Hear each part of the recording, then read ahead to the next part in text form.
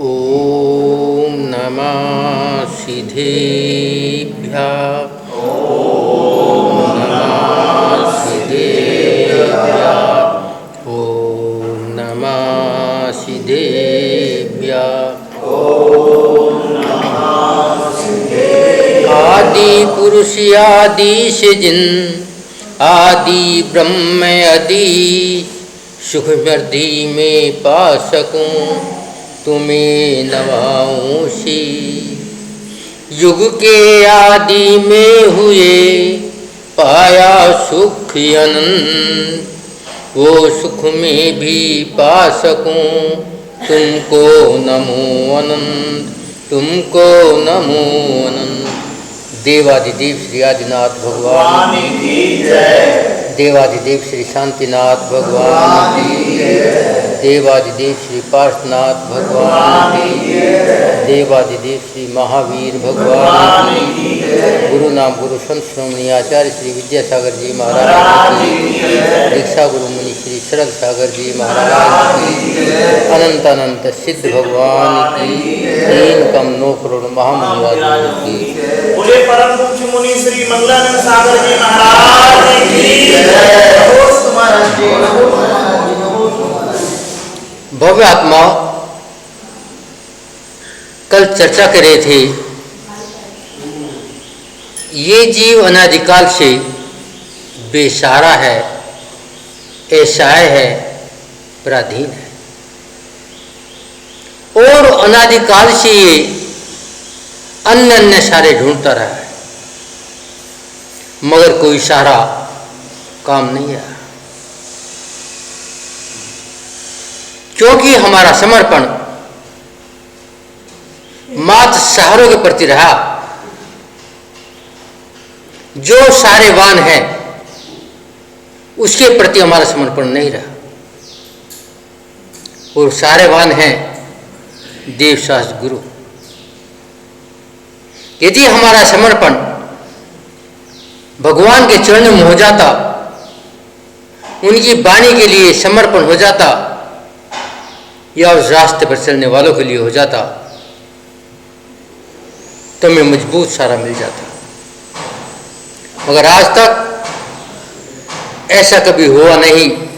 मात्र ये विषय चर्चा का विषय रहा और ये अर्चा में नहीं उतरा। आपने पढ़ा हुआ ग्रंथों में चर्चा आती है कि समर्पण क्या है। जहां पूर्ण रूप से मन वचन काय से करतकार बोलना से देवशास्त्र की बात मान ली जाए, हर जगह उनका आशीर्वाद ले लिया जाए। घटना हस्तिनापुर की है। हस्तिनापुर में एक सेठ रहते थे, नाम था महारथ। उनकी सेठानी का नाम था महासेना।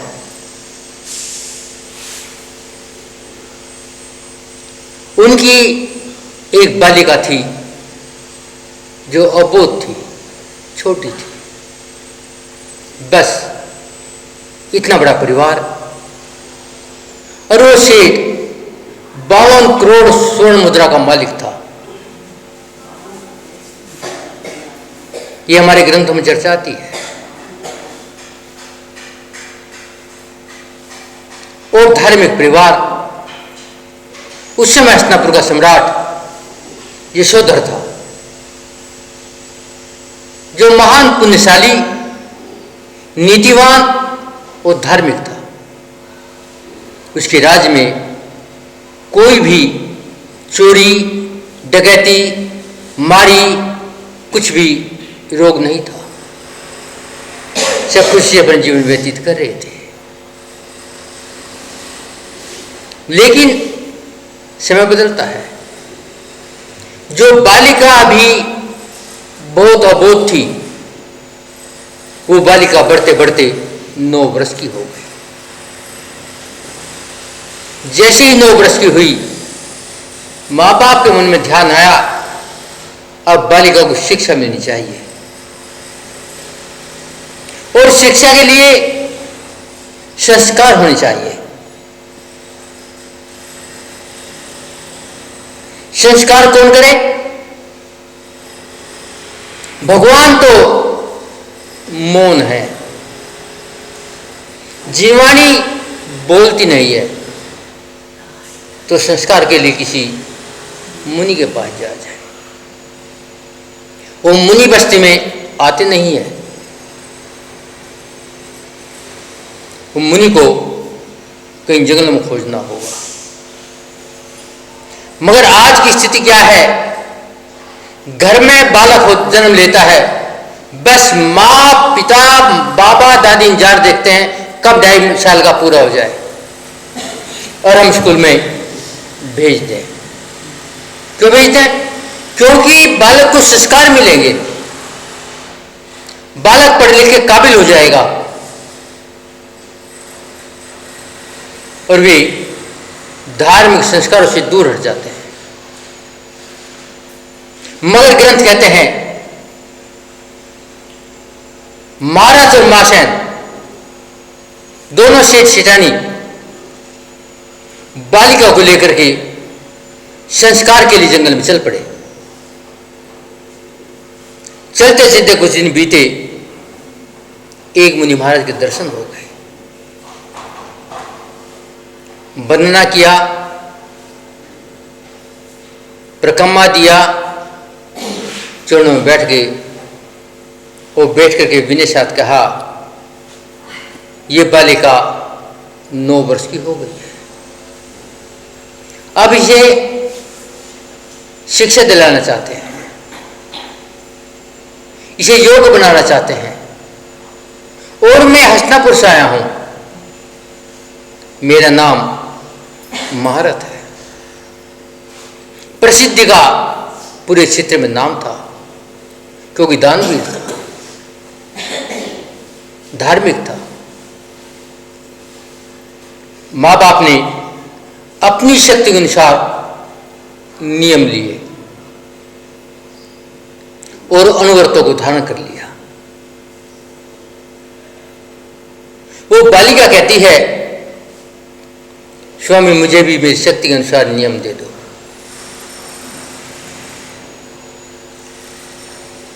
जैन दर्शन का नियम है, महाराज नियम नहीं देते। किस जिनवाणी में आचार्य ने कथन नहीं किया कि साधु नियम देंगे। साधु नियम अपने लिए लेते हैं या कोई नियम लेता उसे आशीर्वाद देते हैं। तो महाराज ने कहा, ठीक है पुत्री, तुम्हारी शक्ति क्या है, आप अपनी शक्ति अनुसार प्रतिज्ञा लो। उस बालिका ने कहा,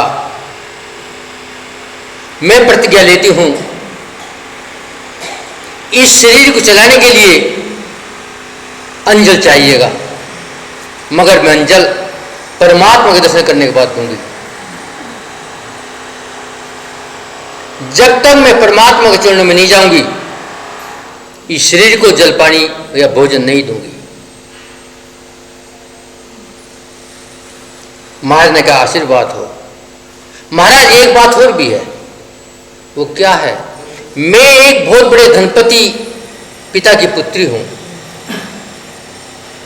मेरे पिता का पूरे क्षेत्र में नाम है और मैं उनकी एक इकलौती पुत्री हूं। मैं मंदिर में खाली हाथ नहीं जाऊंगी, द्रव लेकर जाऊंगी और द्रव में अपनी शक्ति के अनुसार ले जाऊंगी। शक्ति हो तो चावल ले जाओ, शक्ति हो बादाम ले जाओ, शक्ति हो तो नारियल ले जाओ, शक्ति हो तो पूरा थाल ले जाओ। वो बालिका कहती है, मेरे अंदर शक्ति है, क्योंकि मेरे पिताजी धर्मात्मा के साथ धनपति है, तो मैं भी एक मोती भगवान के चरण में समर्पित करूंगी। और जीवन भर करूंगी। उसे कितनी श्रद्धा थी परमात्मा के प्रति, अब मैं जीवन भर धनपति रहूंगी, समर्पण था।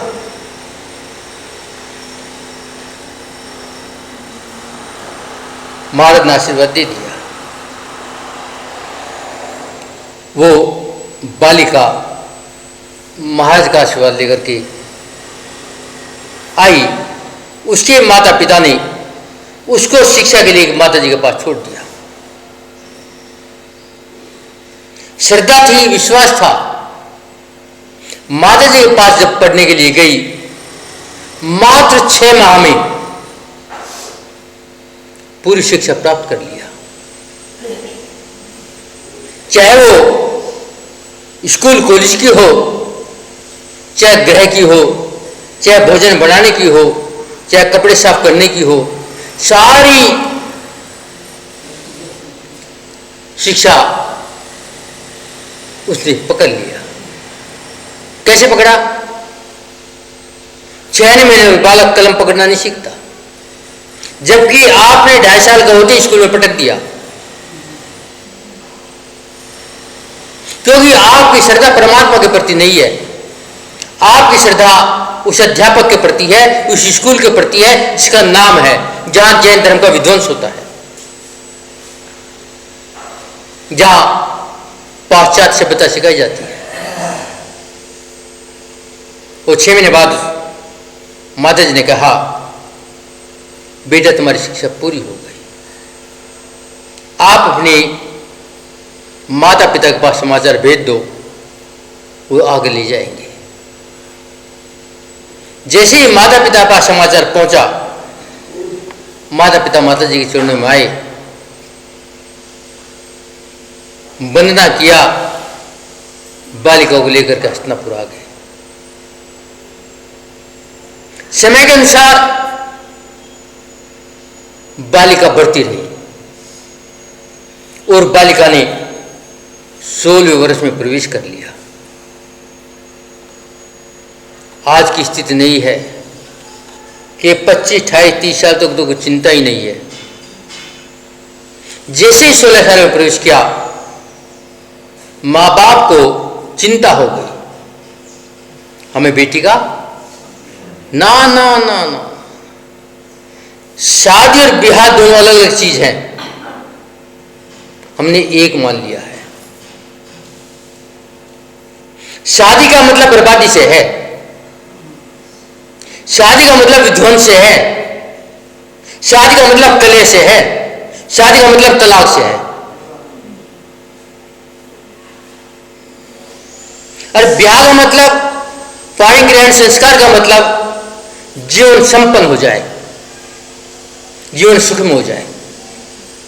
कार्ड के ऊपर कभी शादी नहीं लिखा जाता, पाणी ग्रहण संस्कार लिखा जाता है। ये आगम में चर्चा है, पर फुर्सत कहां है?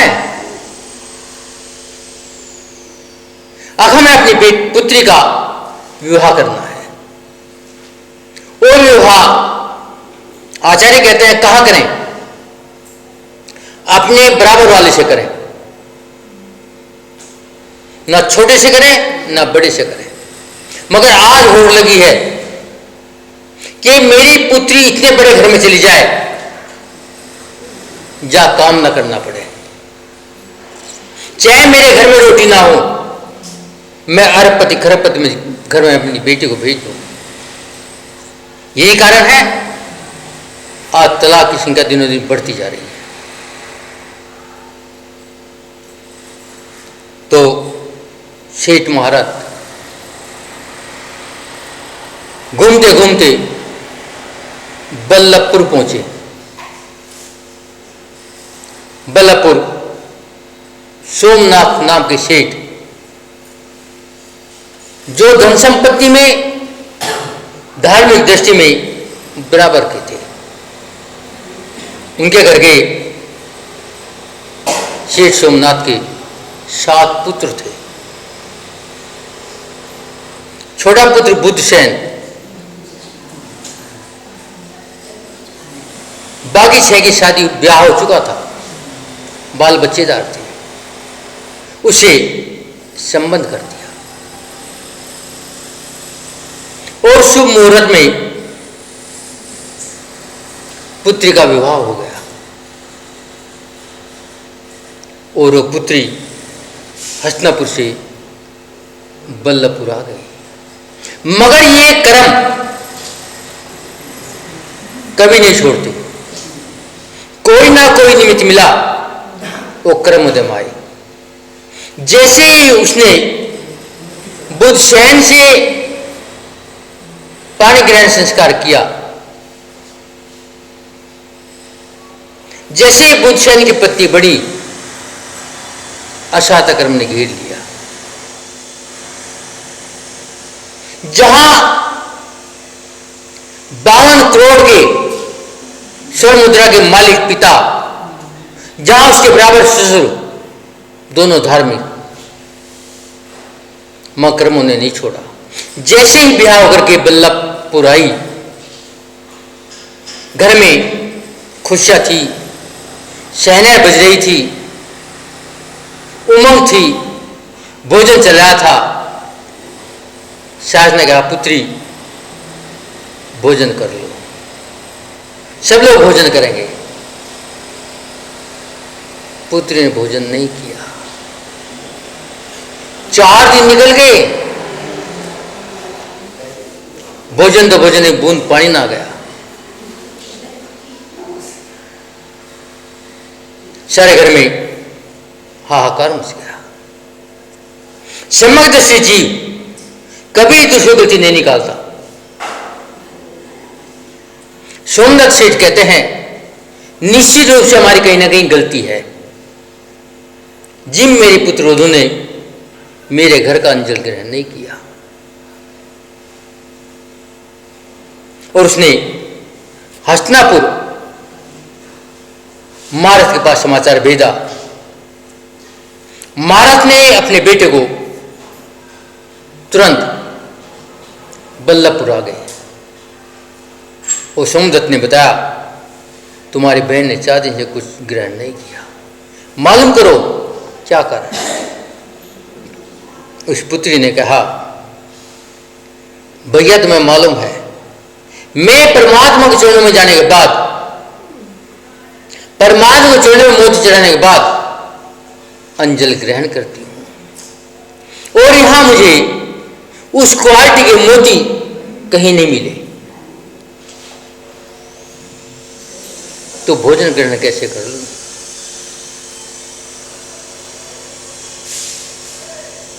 उसने कहा, कोई बात नहीं, आज हस्तिनापुर तो चलना ही है, वहां कर लेना,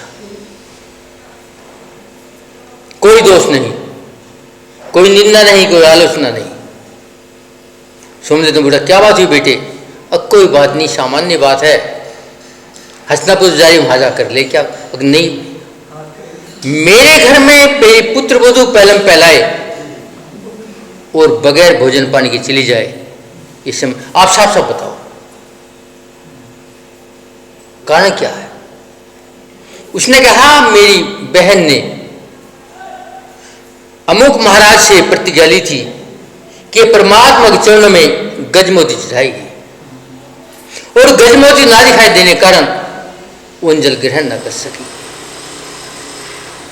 सोमदत्त सेठ कहता है, मैं दुर्भाग्यशाली भी हूं और धन्यभागी भी हूं।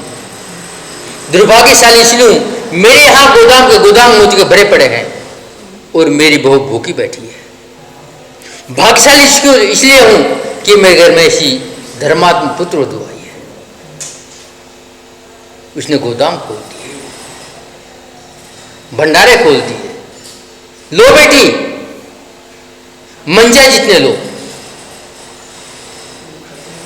भगवान के चरणों में गजमो चढ़ा, अंजल ग्रहण किया, वो चली गई हस्तिनापुर।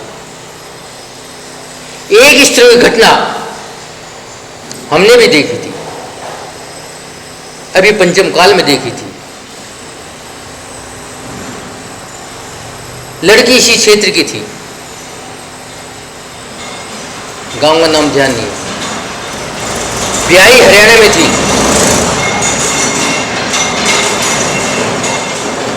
उनका एक रिश्तेदार गुलियों के बाहर पटा हुआ काम है,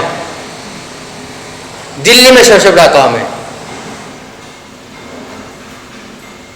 उसकी सैकड़ों फैक्ट्री है, हजारों आदमी काम करता है, माथ पटा का काम है, नाम मैं भूल गया हूं। तो उसके यहाँ कि उनके रिश्तेदारों की वो लड़की थी, मुझे एक दिन मिला, जान पहचान थी, बोल चाल थी। अब भैया वो लड़की इस तरफ विधवा हो, आप भी जाओगे क्या? उसकी उठावनी कल है।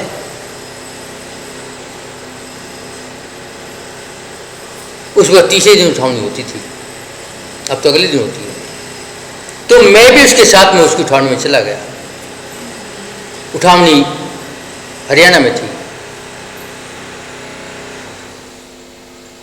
तो जाने के बाद में उस बेटी ने भी अंजलि ग्रहण नहीं किया था। पति परसों दाह संस्कार हो गया था, मगर आज तक अंजल ग्रहण नहीं किया। उसके पास एक छोटी सी पुत्री थी और एक गर्भ में बच्चा था, मगर 3 दिन से अंजल ग्रहण नहीं किया। सब बात होने के बाद में सब परेशान थे। जब उनके पहर वाले पहुंचे, चर्चा आई, अब भोजन ग्रहण नहीं किया।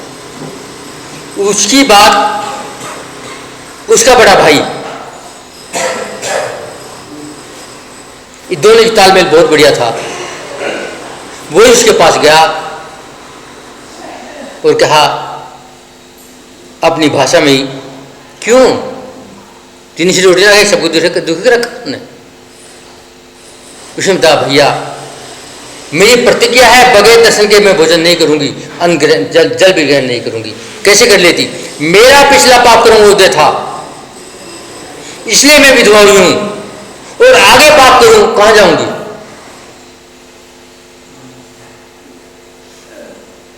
उसने सबको बताया। बराबर में मंदिर था, और मंदिर दर्शन करो उससे पहले। जबकि ये परंपरा थी वहां की, अब 5-7 दिन वो मंदिर नहीं जाती थी। छोड़ो परंपरा, पहले मंदिर ले चलो। मंदिर से आने के बाद में उसने परमात्मा के दर्शन किए और भोजन ग्रहण किया। उठावनी हो गई, चर्चा चली। अभी बालिका है, पहले 15-16 साल में शादी हो जाती थी, अभी तो ये 18-19 साल की भी नहीं है। इसकी ब्याह दोबारा इसके देवर से कर दिया जाएगा। दोनों ग्रुप प्रसन्न हो गए। जब लड़के को पता चला, लड़के ने अपने पिताजी को बुलाया, भाई और चाचा ताऊ को बुलाया कि हाँ पिताजी ये नहीं होगा, मेरा पाप कर्म था या मेरा इतना संबंध था,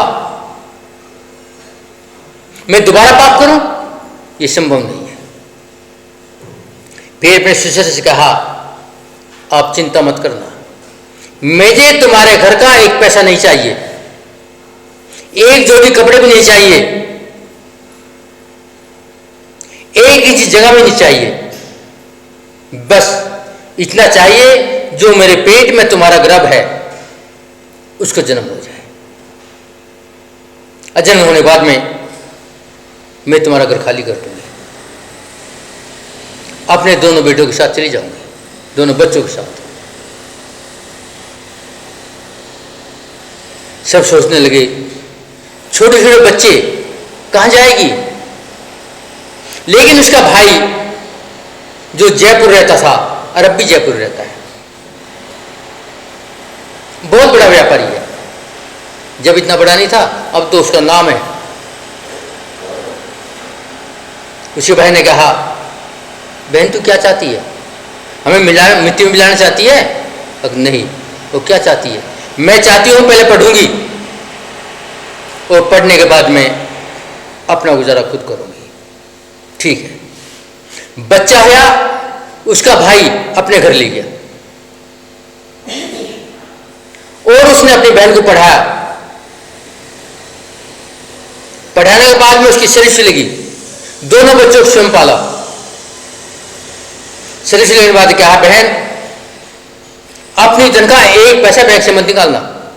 सरकारी नौकरी थी, पढ़ाती थी स्कूल में। और जो उसका दूसरा बच्चा लड़का हुआ था, उन दोनों बच्चों को पढ़ा। लड़की की शादी करी, लड़के को नौकरी लगवाई। उसे कहा अपना पैसा एक मत निकालना। उसका अपनी बराबर में मकान बनवाया, अपने से बढ़िया बनवाया। वो घर में जो सामान लाता था, आधा बहन के आधा मेरे यहाँ। अभी हमारे पास 2011 में अचुमावस्या था, 10 में गया था। उससे पहले विवेक का अचुमास था। वहाँ वो लड़की मेरे पास आई थी दर्शन करने के लिए। बिल्कुल पतली, बिल्कुल काली हो गई थी सूख कर। उसने मैं बताया था, अगर मेरे भाई ने मेरे घर में ये किया है, एक पैसा आज तक भी खर्चे का नहीं लेता, जबकि मैंने अपने पोतों पोतियों की शादी कर ली दोनों की। आज तक उसने मेरे घर में सब्जी नहीं लान दी। जो अपने घर में लाता है आदि मेरे घर पहले पहुंचा देता है। तो कहने का मतलब है, जहां देव शास्त्र के प्रति श्रद्धा होगी वहां कोई बाधा आ नहीं सकती। लेकिन हमें कितनी श्रद्धा है हम जानते हैं, सब जानते हैं। जो जो श्रद्धा बढ़ेगी तो विशुद्धि बढ़ेगी, और जो जो विशुद्धि बढ़ेगी पुराने कर्म क्षय हो जाएंगे और हम सुख की सागर में डूब जाएंगे। तो बंधुओं, पुत्री बल्लभगढ़ से हस्तिनापुर आ गई। समय हो गया भैया? पंडित जी बता दो, 3:45 बज गए। बाकी चर्चा कल कर लेंगे भैया। जो भी है किस्सा तो पता नहीं हमें भैया। तो आज यही वाणी को विराम देते हैं इस भावना के साथ में कि हम अपनी भावनाओं को निर्मल करें, मन से जितनी जल्दी हो राग द्वेष को कम करें, कषाय मंद करें, आपस में तालमेल से प्रेम से परमात्मा को चरणों में अपनी श्रद्धा समर्पण करें। मात्र चर्चा में नहीं, अर्चा में जीवन में उतारने के बाद जितनी जितनी हमारी समर्पण भगवान के प्रति होगा, देव शास्त्र गुरु के प्रति होगा, उतना जीवन में संपन्नता, सुख, समृद्धि आदि चली जाएगी। ये साता कर्म तो आते जाते रहते हैं, लेकिन विशुद्ध होने के बाद में असाता कर्म आता ही नहीं। इस बात को ध्यान रखते हुए आप हम अपना साता कर्म आगे बढ़ाएंगे। ओम शांति, ओम शांति, ओम शांति। बोलिए परम पूज्य मुनि श्री मंगलानंद सागर जी महाराज की जय।